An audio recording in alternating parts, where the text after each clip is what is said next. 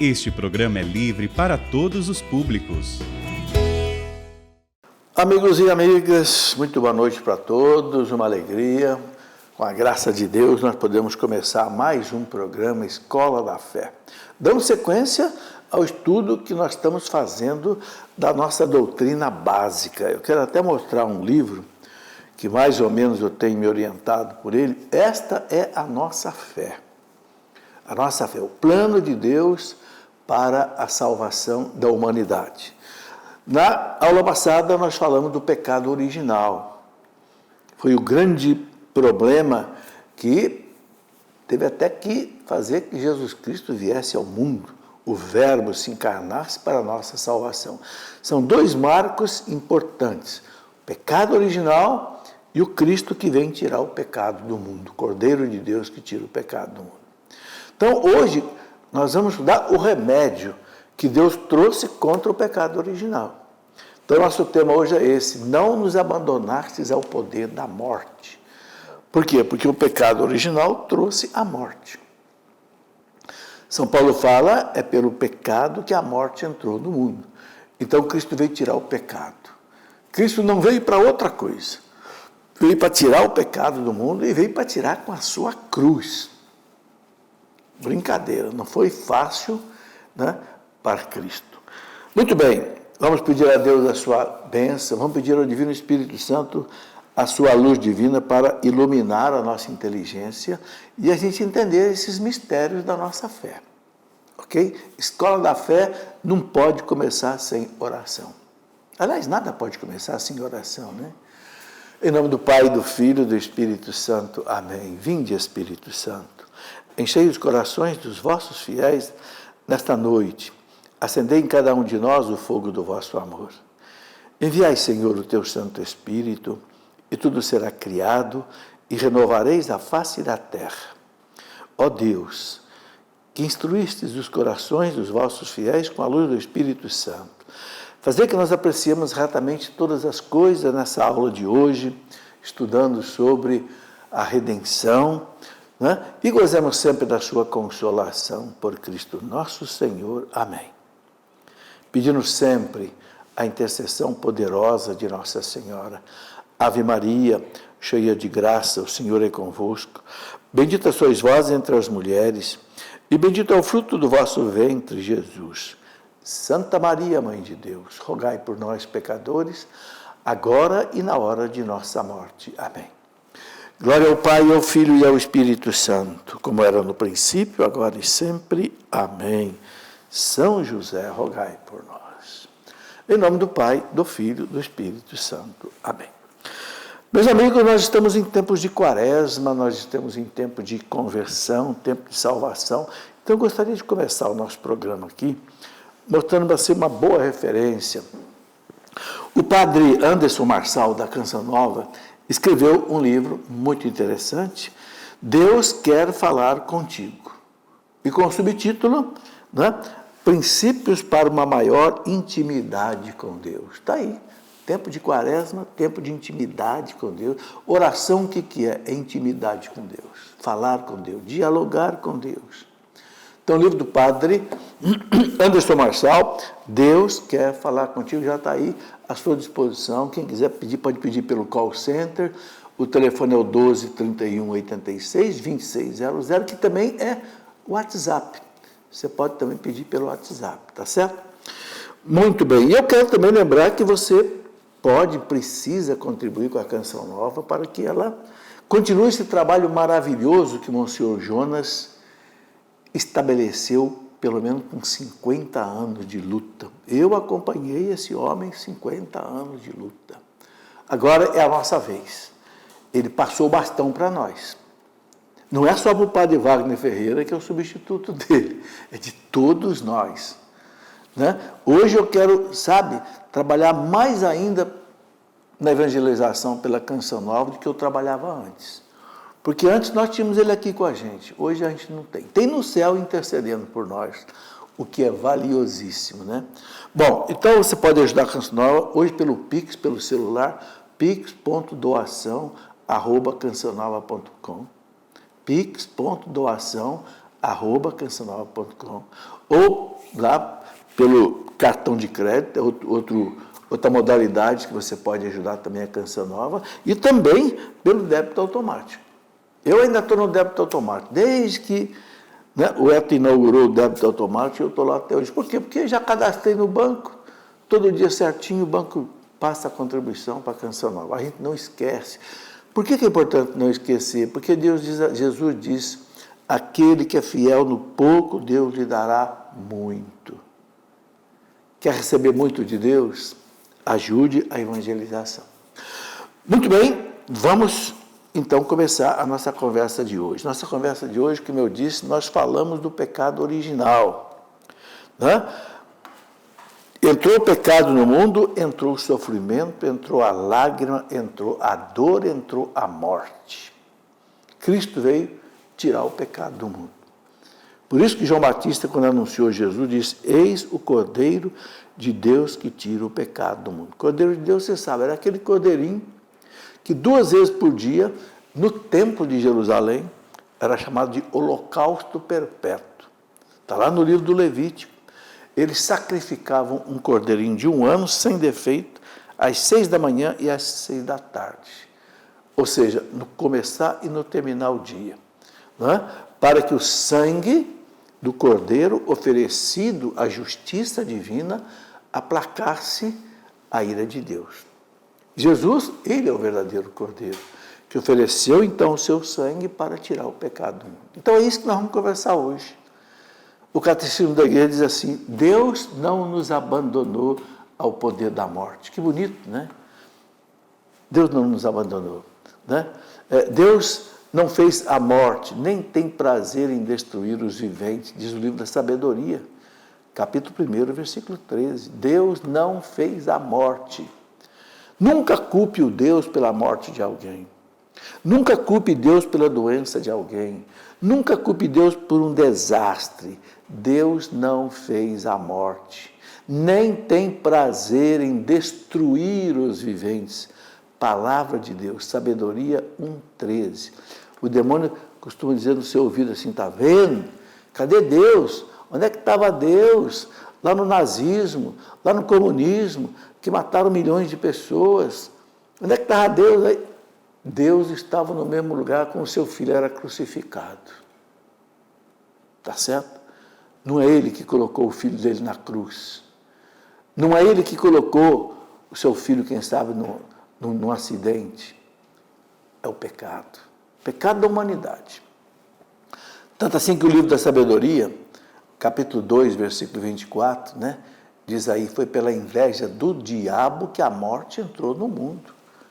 Não é pelo gosto de Deus, é pela inveja do diabo, que foi lá tentar Adão e Eva, como a gente viu na aula passada. Né? A gente conhece lá do Gênesis, o Gênesis diz, então, o Senhor Deus disse à serpente, porque fizesse isso, serás maldita entre todos os animais e feras do campo. Andarás de rastos sobre o seu ventre e comerás o pó todos os dias da sua vida. Eu colocarei ódio entre ti e a mulher, entre a tua descendência e a dela. Esta te ferirá a cabeça e tu te ferirás o calcanhar. Está lá no Gênesis 3, 14, 15.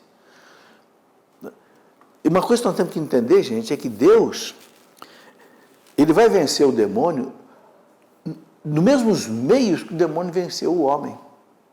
O demônio venceu Adão e Eva como homens. Então Jesus vai vencer o demônio como homem.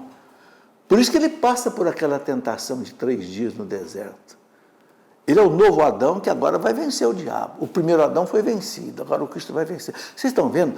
Deus não vai agir contra o demônio com violência. Não, o demônio não agiu contra Adão e Eva com violência. Ele agiu com sedução. Então agora Deus também vai seduzir o diabo. Sabe como é que Deus vai seduzir o diabo?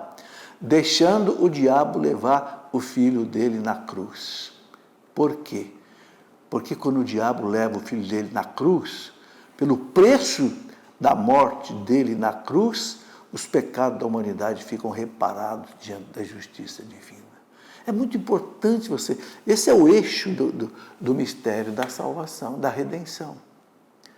Tá certo? Então, parece assim que há um mistério da aparente impotência de Deus. Por que Deus não arrebenta o diabo, não mata o diabo, não acaba com o diabo? Não, Deus não age assim. Deus não destrói as suas criaturas, nem que as suas criaturas se voltem contra Ele. Você vê Deus matando os homens maus? Você vê Deus matando os assassinos aí? Não, não. Ele não destrói as suas criaturas, porque Ele as criou por amor. Se elas se tornam más, não é culpa de Deus. Então, a fé em Deus pode ser posta à prova pela experiência do mal, do sofrimento, pois vezes Deus pode parecer assim, meio que ausente, incapaz de impedir o mal, nada disso. Pode parecer estranho Deus salvar o mundo pelo rebaixamento voluntário do Cristo, né? Pela cruz, pela ressurreição para vencer o mal. Cristo crucificado, São Paulo fala, é poder de Deus e sabedoria de Deus. Não é loucura de Deus, é poder de Deus e sabedoria. É a justiça de Deus que se realiza. Ele fala, né? Só você ver a primeira carta aos Coríntios, capítulo 1, versículo 25, pois o que é loucura de Deus é mais sábio que os homens. E o que é fraqueza de Deus é mais forte do que os homens. Coisa bonita, né? O São Paulo fala, para os gregos é loucura, para os judeus é escândalo, mas para Deus é sabedoria. Está aí. Então, depois da queda, meus irmãos, depois do pecado original, o homem não foi abandonado por Deus, né? Deus anunciou, pela passagem logo do Gênesis 3,15, no comecinho da Bíblia, Deus anunciou, né, o que os teólogos chamam de proto-evangelho. Proto quer dizer primeiro. Né? O que é esse primeiro? É o combate entre a serpente e a mulher. E a vitória final do seu filho. O tentador não agiu pela mulher, agiu pela mulher. Então Deus vai agir também pela mulher. Olha aí como é que Deus age. Houve uma virgem lá no Éden que pecou. Agora tem uma virgem aqui que foi imaculada. Teve um anjo lá, né? Terrível, lá no Éden, que tentou ela. Aí teve um outro anjo aqui que anunciou a Maria. Olha as comparações. Teve uma árvore lá que deu o fruto venenoso, né? Alguns pensam que é maçã. Não é maçã, não. A Bíblia não fala em maçã. É uma fruta, né? Se fosse escrito por nós aqui, seria banana, né? Mas o oriental tem mais maçã. Então, depois tem uma árvore do bem que trouxe o lenho da cruz. Olha as comparações que os santos doutores fazem. Então, Deus tem um plano de salvação para a humanidade que começou lá com Noé. Não vou contar toda a história de Noé, porque não é o caso aqui agora, né? Deus teve que purificar a humanidade do pecado. Depois ele chama Abraão, lá da Mesopotâmia, numa terra de pagãos, e faz Abraão entender que só existe um Deus, e chama Abraão para ser o pai de um povo. Deus não escolheu um povo, Deus criou um povo. Né? Teve uma pessoa que me perguntou, por que no meio de tantos povos que já existiam, por que Deus escolheu o povo judeu? Não, Deus não escolheu, não. Deus criou o povo dele a partir de Abraão, a partir de um homem e uma mulher, Abraão e Sara. Aí vem Isaac, vem Jacó, vem as 12 tribos de Israel, né? Depois vem os profetas, até chegar em Jesus Cristo. É o plano de Deus para a salvação da humanidade. Né?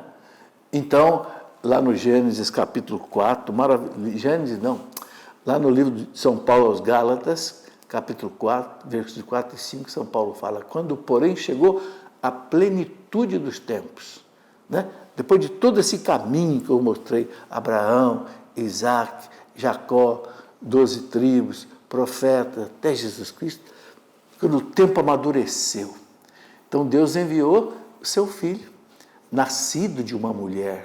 A salvação, o pecado não entrou pela mulher? Da onde que vem a salvação? Pela mulher. Nascido de uma mulher, porque tinha que ser homem. Para ser homem tem que nascer de uma mulher. O homem não nasce de uma bananeira. O homem não nasce de um pé de manga. O homem nasce de uma mulher. Então eu nasci de uma mulher. Nascido sob a lei. Por quê? Porque Jesus é judeu. É sob a lei que estava o povo judeu. Para quê? Para remir os que estavam. Remir quer dizer o quê? Libertar. Os que estavam sob aquela lei que Deus tinha colocado no Antigo Testamento, que era uma lei para preparar a Jesus Cristo, a fim de que recebêssemos a adoção filial. Gente, olha o que Deus quer. Nós perdemos essa adoção filial no paraíso. Vocês lembram da aula passada, quando eu falei do pecado original, que Adão e Eva foram expulsos do paraíso? Deus colocou lá um serafim, um querubim, lá com uma espada inflamada, para que eles não tocassem na árvore da vida. O que era a árvore da vida? A imortalidade. Perderam a filiação. Agora, Cristo vai nos resgatar como filhos de Deus, através dele, que nos adota pelo batismo. A redenção se aplica a cada um de nós pelo batismo. Por isso que a igreja insiste tanto que não se demore para batizar as crianças. Então, meus irmãos, esse é o Evangelho de Jesus Cristo, Filho de Deus, né? Deus visitou seu povo, cumpriu as suas promessas feitas a Abraão, a sua descendência, né? Fez, né, para além de toda expectativa, quando ele enviou o seu Filho amado ao mundo. Enviando Jesus Cristo ao mundo, Deus cumpriu todas as suas promessas, que tinha prometido a Abraão, Isaac, Jacó, os profetas anunciaram, então Jesus Cristo vem cumprir. Beleza? Entendeu? Vamos para um rápido intervalo, a gente volta rapidinho. Gente boa de Deus, já estamos de volta com a nossa Escola da Fé. Olha, estamos em tempo de Quaresma. A pedido do Dom Henrique Soares, nosso querido falecido Dom Henrique Soares, a pedido dele, eu publiquei 3 livros dele, tá? Que ele escreveu especialmente para o tempo de Quaresma. Ele falava isso para mim, são meditações. Então ele pegou, por exemplo, o livro do Deuteronômio, escreveu meditações sobre Deuteronômio. Esse aqui são quantas meditações? Deixa eu ver rapidinho, 34 meditações. Depois ele escreveu A Caminho da Terra Prometida. Um percurso espiritual com o livro do Êxodo. Aqui ele usou o Deuteronômio, aqui ele usou o Êxodo. E aqui o terceiro livro dele, A Liberdade para o qual Cristo nos libertou. Aqui também são quantas reflexões? Deixa eu ver, aqui são 33 meditações. Olha, quem quiser fazer um retiro de Quaresma, esses 3 livros aqui, você encontra na Canção Nova, você encontra no nosso site, loja.cleofas.com.br ou loja.cançãonova.com.br, você encontra aí esses livros, tá certo? Bom, nessa caminhada que nós estamos fazendo, eu queria indicar 2 livros para você. Essa caminhada do ano inteiro. Esta é a nossa fé, já mostrei. Porque aqui, gente, numa aula de 1 hora, eu não tenho muito tempo para desdobrar tudo. Mas aqui no livro fica mais desdobrado. Outro livrinho que eu queria indicar é esse aqui, para como experimentar o amor de Deus. Você viu aí que Deus cumpriu todas as suas promessas, Abraão, Isaac, com a vinda, a encarnação do Verbo. Este é o amor por excelência. Você já experimentou isso? O que significa isso para você? Um Deus que vem ao mundo, se faz homem, sofre que nem um escravo de cruz para te salvar. Se a gente não experimentar o amor de Deus, gente, a gente nunca vai ser um religioso convicto. Você vai deixar de pecar por medo do inferno, você vai deixar de pecar por medo do castigo, mas você só vai deixar de pecar por amor a Deus quando você experimentar o amor de Deus. E é por isso que eu escrevi esse livrinho aqui. É pequeno, você põe no bolso. Por que você não ofende seu pai? Porque você ama seu pai, não é? Aqui na terra. Por que você não ofende a Deus? Você tem medo de Deus? Não. Porque você experimentou o amor de Deus. Mas vamos em frente. Então eu disse que né? Deus cumpriu todas as suas promessas. Agora tem uma coisa que nós temos que entender com muita profundidade, gente. Deus, ele não age pela força, Deus age pelo direito e pela justiça, como nós também. O que acontece aqui na nossa vida? Alguém comete um crime, o que acontece? O direito pune, a justiça pune e ele vai para a cadeia. Tá certo? O Papa Francisco aboliu a pena de morte no catecismo, né? Deus age no direito. Então, Deus é misericordioso, sim, mas Deus é justo. Ele exige a reparação das nossas faltas. Por quê? Porque se Deus não exigisse a reparação das nossas faltas, a gente vira malandro. Eu faço a coisa errada, não tem reparação. Você faz isso com o teu filho? Quando o seu filho faz coisa errada, tal, você acha graça? Não. Vem cá, ó, castiguinho para você. Vai lá para o quarto de castigo para não bater no irmãozinho menor.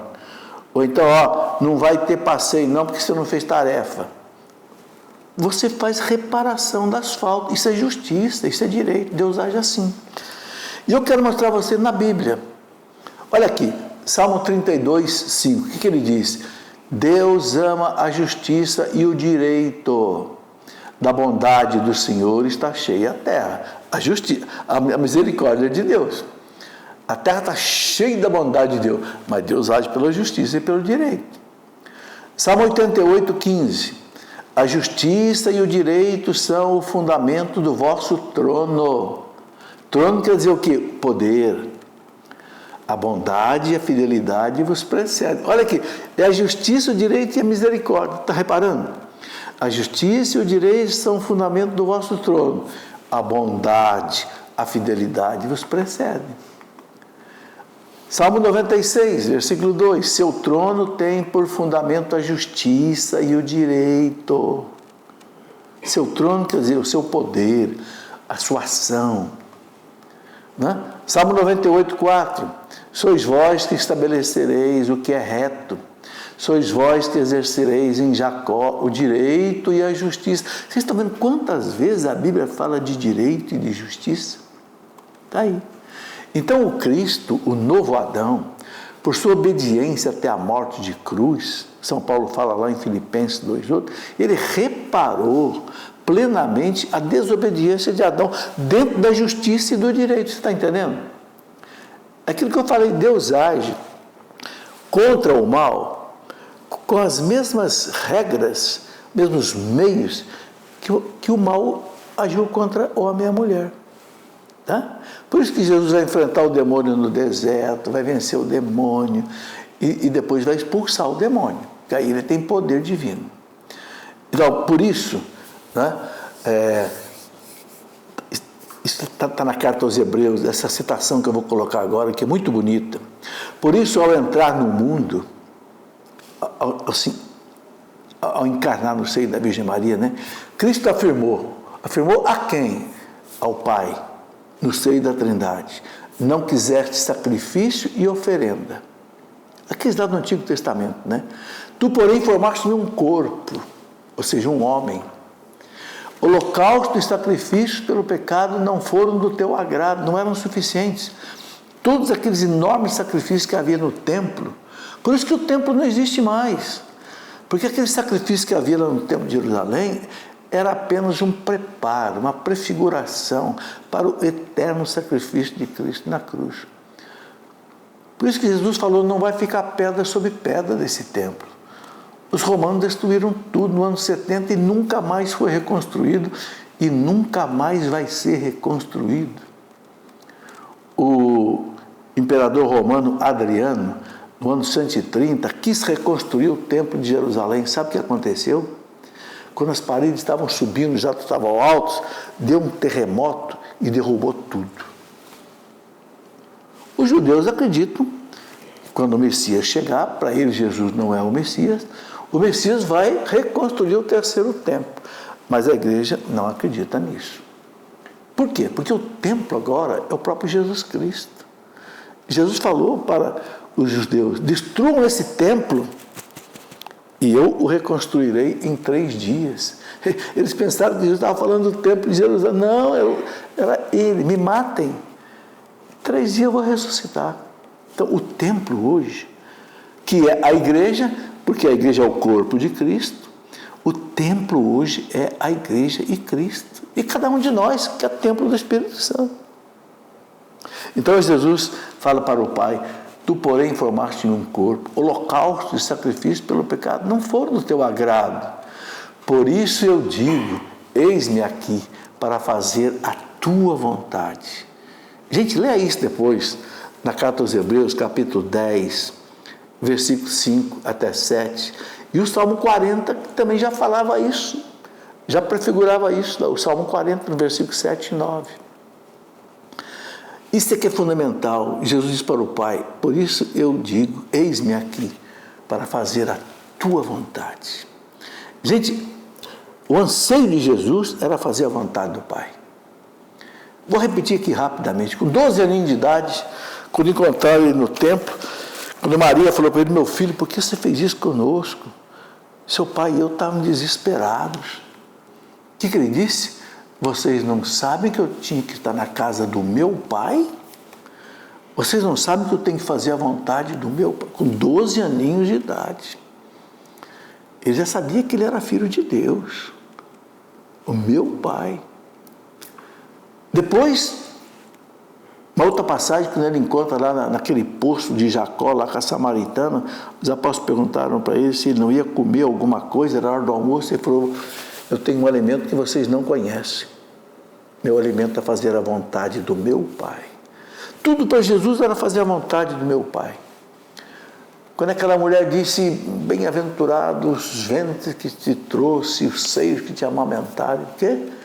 Antes, bem-aventurados aqueles que fazem a vontade do meu Pai. Né?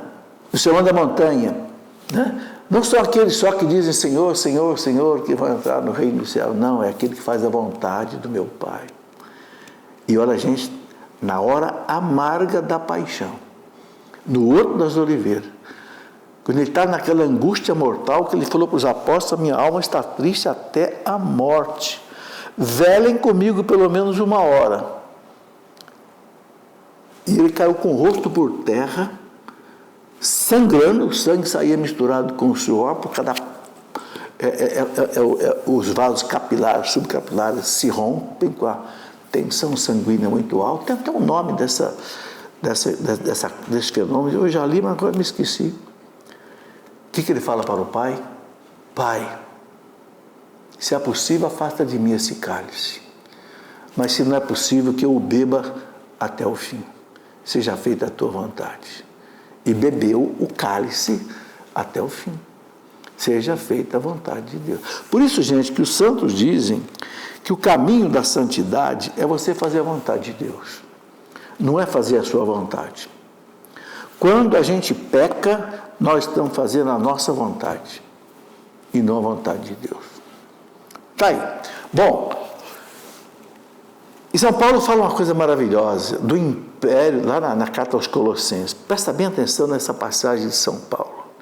Do império das trevas arrancou-nos e transportou-nos para o reino do seu Filho, para o reino do seu Filho bem-amado, no qual nós encontramos redenção dos pecados redimidos pelo seu sangue. Colossenses 1,13. Pela morte de Cristo, Deus nos arrancou pelo direito, pela justiça, não pela força. Deus nos arrancou do poder do demônio das trevas e trouxe para o reino do seu Filho. É isso que o batismo faz na gente. E que muita gente não entendeu, por isso não batiza seu filho, deixa passar, pensa que o batismo é algo só social, de fazer festa, de convidar padrinho, de dar churrasco. Não! O batismo é você arrancar seu filho das trevas. Eu vou mostrar aqui de novo. Olha que São Paulo diz: é Ele que nos perdoou todos os pecados, cancelando o documento escrito contra nós, cujas prescrições nos condenavam. Que documento é esse, gente? O demônio tinha um documento de posse da humanidade. Deus pagou essa conta, pregou esse documento na cruz. Olha o que São Paulo fala. Aboliu definitivamente ao encravá-lo na cruz. Na cruz de Cristo, Deus pregou aquela duplicata, aquela que o demônio tinha contra nós. De posse. Deus tomou a escritura de posse da mão do demônio e trouxe com o preço do sangue de Jesus. Aí você vai entender o que é o amor de Deus, como experimentar o amor de Deus. Então, o documento, o reconhecimento da dívida contraída com nossos pecados de São Paulo. Confira aí, está na carta aos Colossenses, capítulo 2, versículo 14. Colossenses, capítulo 2, versículo... Jesus Cristo veio nos salvar dessa terrível situação de viver longe de Deus. Com a sua morte na cruz, Ele ofereceu a justiça divina, a reparação dos nossos pecados e possibilitou voltarmos para Deus como filhos pelo batismo. Então, vocês estão vendo que Deus age pela justiça? Muito importante entender isso. São Paulo diz, Romanos 5,19, pela desobediência de um só homem, todos se tornaram pecadores. Pecador no sentido de que todos nós herdamos a morte. Eu já expliquei aqui na aula passada que o pecado original não é um pecado de culpa, é um pecado de herança. Por que chama pecado, se eu não pequei? É porque tem as mesmas consequências do pecado. A dor, a morte. Então, por analogia, a teologia chama de pecado original. Mas talvez a gente possa chamar de herança negativa, original, não sei. Bom, e São Paulo depois ele continua, no mesmo capítulo 5, a carta aos Romanos, versículo 12, São Paulo diz, como por meio de um só homem entrou o pecado no mundo, e pelo pecado a morte, assim a morte passou para todos os homens, porque todos pecaram. Todos pecaram em que sentido? No sentido que eu disse. Adão e Eva eram a semente da humanidade. Como eles adquiriram a culpa original na natureza humana, essa passou para todos os homens. Entenderam? Por isso que todos nós nascemos com o pecado original, que tem que ser anulado pela morte e ressurreição de Cristo, que é aplicada a nós pelo batismo. Então, São Paulo continua, assim como da falta de um só resultou a condenação de todos, do mesmo modo, da obra de justiça de um só, a de Cristo, que é o novo Adão, resultou para todos os homens a justificação que traz a vida. Olha que beleza. São Tomás de Aquino explica, todos os homens estavam em Adão, porque Adão é a semente da humanidade, foi o primeiro ser humano criado por Deus, ele está a semente. A humanidade estava toda nele, vamos dizer assim, embrionária, latente. Quando ele pecou, toda a humanidade pagou. O que Cristo veio fazer? Cristo veio absorver nele de novo toda a humanidade, porque ele é Deus. E quando ele matou o pecado original, ele matou para todos os homens, desde que recebam agora o batismo. Olha que coisa bonita, gente. Bem, tem muito mais coisas. Vamos para um intervalo rápido e a gente volta já já. Meus amigos e amigas, já de volta com a nossa Escola da Fé, estamos aí. Eu quero mostrar a você 2 livros. Porque você sabe que escola se faz com professores, alunos e livros. Eu aqui dando aula, você assistindo e os livros vão... Depois tem a aula que você tem que estudar em casa. Eu concluí o curso bíblico, que eu já falei aqui muitas vezes. O último volume do curso bíblico, o 6º volume, é esse aqui, Carta dos Apóstolos e o Apocalipse. São 6 volumes. A aula de hoje tem muito nesse livro aqui, Introdução à Bíblia e Pentateuco, e também aqui na Carta aos Apóstolos, e tem também no volume 5, que é sobre os Evangelhos. Então, o curso bíblico, ele atravessa tudo isso daí. Tá?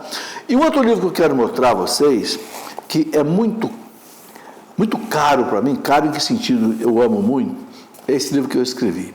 Roteiros Bíblicos para Pregações e Catequese. O que é esse livro aqui, gente?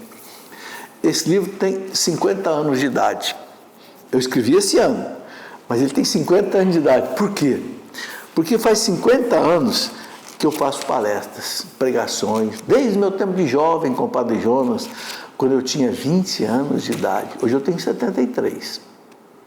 A primeira palestra minha que eu fiz, que o Padre Jonas me colocou na frente de um grupo de jovens, aqui em Lorena, eu tinha 20 anos de idade. Uma palestra sobre namoro, me lembro direitinho. E o Padre Jonas lá no fundo da sala assistindo. Mas toda a palestra que eu fiz nesses 50 anos, eu fiz um roteiro. E aqui eu publiquei esses roteiros. Então aqui tem 40 pregações, veja, com pregações, roteiros bíblicos, com base na Bíblia. Claro, também nos documentos da igreja, o catecismo, etc. Então, você quer fazer uma pregação? Aqui eu tenho uma coisa que eu posso te ajudar. Tem 40 palestras aqui, assim, resumidas. Desde sobre família, educação de filho, Deus, tudo. Né? Está aqui, por exemplo, a pessoa de Jesus, Jesus único Salvador, o compromisso com Jesus, o mistério da redenção, isso que eu estou falando aqui hoje. O mistério da redenção, igreja, sacramento universal da salvação, a sã doutrina da fé, a palavra de Deus viva, né? Para entender a Bíblia, a tradição da igreja, a oração na vida. Enfim, tem 40 pregações. Eu estou colocando isso, por quê? O que eu estou notando? Graças a Deus, a pandemia passou e os encontros voltaram. Meu Deus, eu recebo 5, 6 pedidos por semana para fazer palestra. Não dá conta. Mas se você pegar um livro desse aqui, você pode fazer palestra, não tenha medo. Gente, eu não sei por que convidar o professor Felipe para ir ali num grupo de oração. Vai você, aprenda a ser pregador, estuda um pouquinho. Gente, nós temos que ter coragem de ser pregadores. O pessoal da RCC me convidou agora para o Congresso Nacional aqui em Aparecida, em junho, que é para formadores, para eu dar uma palestra para eles. Ô Jesus, eu vou com alegria. Eu quero chacoalhar o nosso povo da RCC. Vamos ser pregadores. Nos grupos de oração, nas casas. Gente, os protestantes vão até na rua, né? Até nas praças, né? O povo nosso, gente, está na ignorância. O povo nosso se perde por falta de formação, diz o profeta Osés, 800 anos antes de Cristo. Meu povo, falou para os sacerdotes daquele tempo, lá da Samaria. Deus falou pela boca do profeta Osés 4, versículo 6, meu povo está se perdendo por falta de formação, porque vocês, sacerdotes, não é de hoje, vocês não dão formação para o povo. Então, quem que dá essa formação para o povo? Gente, somos nós hoje leigos. Por quê? Porque tem pouco padre na igreja. O padre não dá conta. O padre tem que cuidar de uma paróquia que tem não sei quantas capelas. Nós, leigos, o batizado, ele tem que ser missionário. Mas aí tem que estudar, né? Bom, vamos em frente. Eu estava falando, então, que Deus não nos abandonou ao poder da morte, né? Então, a igreja agora, com a redenção que o Cristo trouxe, a igreja oferece a nós o batismo. Então, por causa desta certeza da fé, a igreja batiza para a remissão dos pecados. Remissão quer dizer o quê? Retirada. Mesmo as crianças. Uma vez que o pecado original não é um pecado de culpa, como eu falei, mas é uma carência da vida divina. Os nossos irmãos protestantes falam, mas como é que eu vou batizar? A criança não tem fé. Mas peraí, a criança não tem fé, mas a igreja tem fé, o pai tem fé, os padrinhos têm fé. É a fé do Cristo, da igreja, que é aplicada à criança. Então, pelo batismo, que aplica a cada pessoa a graça da regeneração. Olha que palavra bonita essa que São Pedro usa. São Pedro usa a palavra de regeneração. Regeneração, isso aqui, gerar de novo. No ventre da sua mãe você foi gerado, homem. Agora, no batismo, no seio da igreja, a nova mãe é a igreja. A igreja vai te regerar de novo pela participação na morte e ressurreição de Cristo.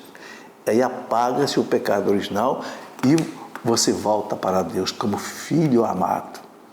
Olha o que diz o Catecismo da Igreja, parágrafo 1997.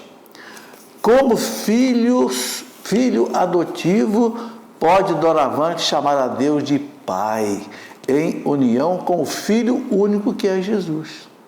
Você está vendo o Catecismo dizendo.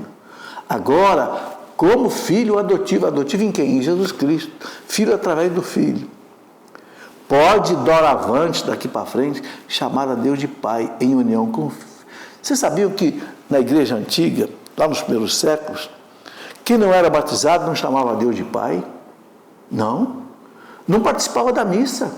Ficava na missa só na liturgia da palavra. Acabou a liturgia da palavra, ia embora, ia lá para o batistério, que era uma outra capela onde ele ia receber o catecumenato. Não rezava o Pai Nosso. Sabia disso? A partir do batismo, ele rezava o Pai Nosso. Por quê? Porque aí se tornou filho de Deus. Eu estou falando do catecismo da igreja. O parágrafo 1997 continua dizendo assim: recebe a vida do Espírito, que nele infunde a caridade e forma a igreja. Então você recebe o Espírito Santo e passa a ser membro da igreja. Eu quero que você confira aí, parágrafo 1997 do Catecismo. Então, nós vimos que, pelo pecado dos primeiros pais, o diabo adquiriu certa dominação sobre o homem, diz o Catecismo. Embora este último permaneça livre, ele não ficou totalmente destruído. O pecado original, diz o Catecismo, parágrafo 407. O pecado original acarreta servidão, debaixo do poder daquele que tinha o império da morte, isto é, o diabo. Hebreus 2,14 e Catecismo 407. Pelo pecado original acarreta o quê? Servidão debaixo do poder daquele que tinha o poder da morte. Quem é? O demônio, o diabo. Gente, confere aí, parágrafo 407. Eu não ensino nada fora da igreja. Você pode ficar tranquilo. Você pode ficar sossegado. A carta aos Hebreus, capítulo 2, versículo 14, diz assim: porquanto os filhos participam da mesma natureza, da mesma carne e do mesmo sangue. Também ele que em Jesus participou, a fim de destruir pela morte aquele que tinha o império da morte. Aquele que tinha o império da morte. Isto é, o demônio. E libertar aqueles que pelo medo da morte estavam toda a vida sujeitos à verdadeira escravidão. Pensa bem, você que não batizou seu filho ainda. Olha o que diz o parágrafo 1250 do Catecismo. Por isso a igreja quer que se batize o mais cedo possível as crianças, para livrá-las dessa servidão do demônio. Parágrafo 1250 do Catecismo. Está aí. Também tem outros parágrafos, 1270 vai falar a mesma coisa. Então, gente, é isso aí. Agora eu quero colocar um outro aspecto. A causa do mal no mundo. Né? Santo Agostinho, o grande problema de Santo Agostinho era isso. A causa do mal no mundo. Ele era filósofo, teólogo, mas ainda era ateu, não era batizado ainda. Mas já era uma potência. Ele se tornou maniqueísta porque o maniqueísmo dava uma explicação para o mal. Existem dois deuses, um Deus bom, um Deus mau, então por isso que existe o bem e o mal. Não existe dois deuses. Agostinho foi maniqueísta há 9 anos, mas o maniqueísmo não satisfez ele, até que ele encontrou o Evangelho. Aí o homem sossegou. Aí virou um santo, um doutor. Um dos homens mais importantes da história da igreja. Combateu 4 heresias: arianismo, maniqueísmo, pelagianismo, macedonismo, que negava o Espírito Santo como Deus. Foi um gigante. Né? Então está aí. Olha, então, Deus criou os anjos e Deus criou os homens inteligentes e livres, podendo pecar. De fato, pecaram. Ora, se Deus me deu a liberdade, Deus não pode me impedir de pecar. Muita gente pergunta assim: mas por que Deus permitiu o homem de pecar, meu Deus do céu? Porque Ele quis fazer o homem livre. O aspecto sutil da liberdade, gente, é que faz a gente semelhante a Deus. Se Deus não deixasse eu pecar, não deixasse o anjo pecar, o anjo não seria livre, eu seria um robô. Eu seria um drone. Você controla, não é ele que controla, ele é você que controla. Deus não quis isso. Eu seria um bichinho. Não.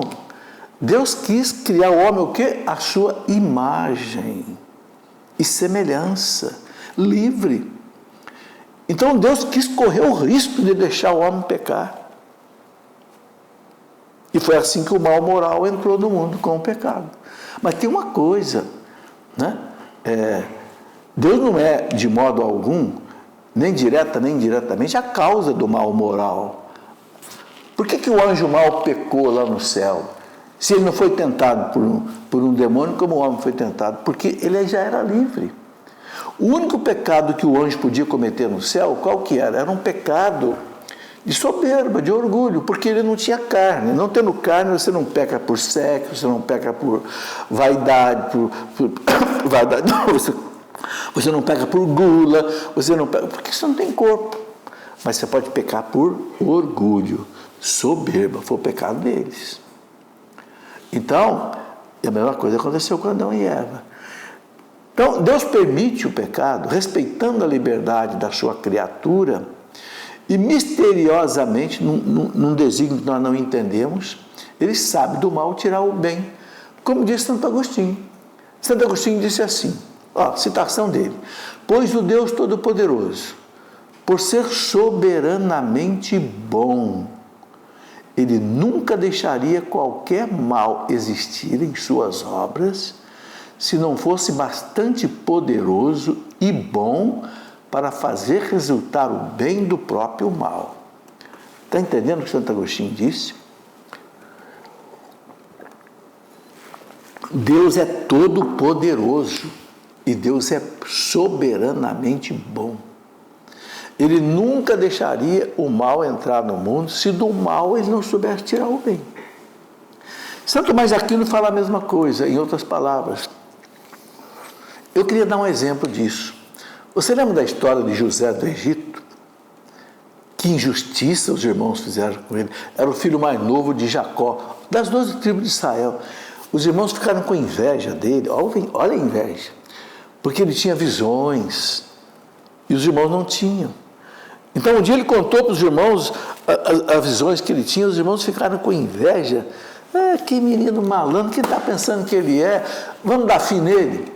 E quiseram matá-lo. Mas, por acaso, passou uma caravana lá do Egito, né? Não vamos matar não, vamos vender. Vamos tirar um troquinho aí. E venderam para a caravana do Egito. Olha que coisa, gente, os irmãos venderam o irmão por inveja. O que aconteceu? José se tornou governador do Egito, porque era um homem santo. A esposa do faraó quis seduzi-lo sexualmente. Ele disse, não, sou filho de Deus. Desvendou o sonho do faraó das 7 vacas magras, 7 vacas gordas.